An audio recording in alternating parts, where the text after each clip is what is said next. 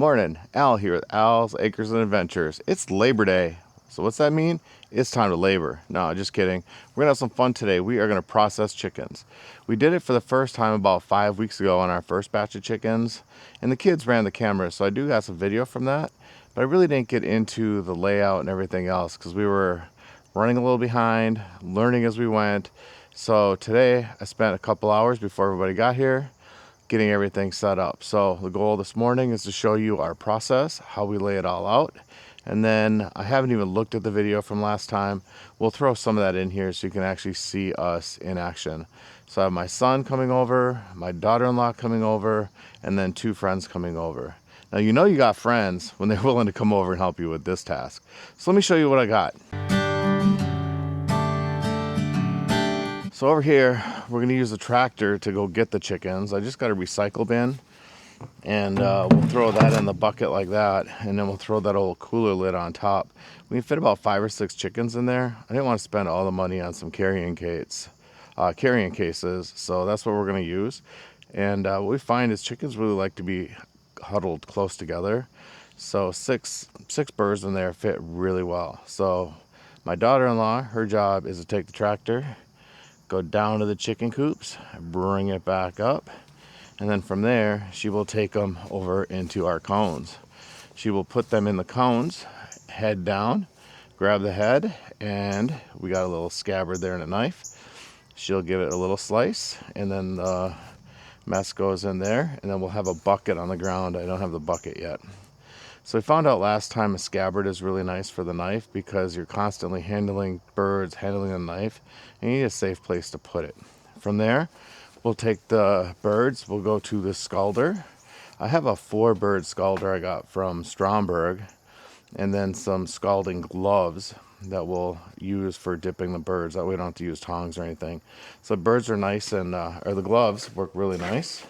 And then in there, we can see we have a nice big pan for all the water. The goal was to get a big Scalder, so it's a 220, and that way all the birds going in and out, the fluctuations of bodies and stuff like that, won't affect the temperature too much. Right next to that, we do have an instant read thermometer, so we'll use that to verify that our water stays about 155, and we'll throw a little bit of Dawn dish detergent in there to kind of break up to get through.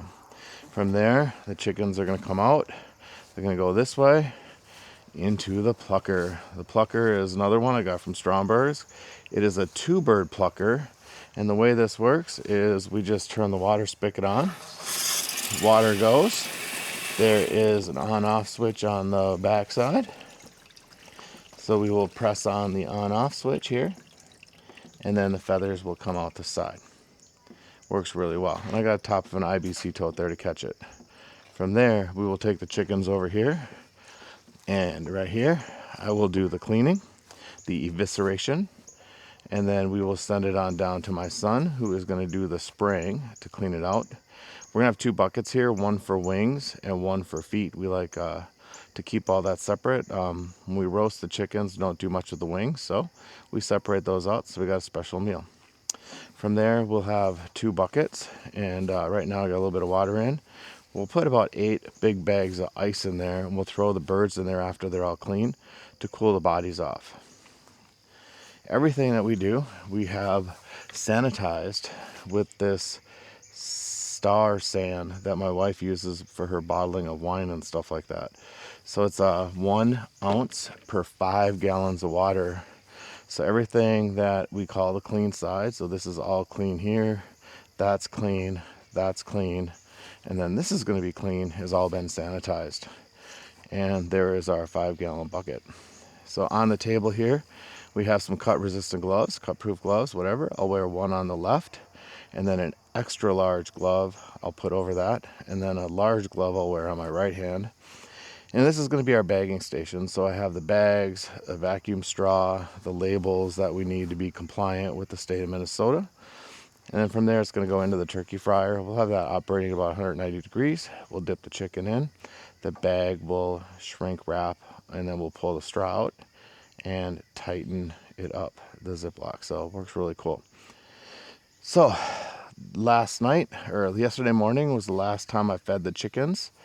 And last night I moved them to get them on fresh grass, took all the food out, added water, and then this morning I got the electric fence down and moved them one more time, topped off the water. That way they'll be nice and clean on the inside, and then when we're going down to get the birds, we won't be stepping in all that stuff. So today's going to be a good day. We're going to have 135 chickens to process. We'll see how long it takes.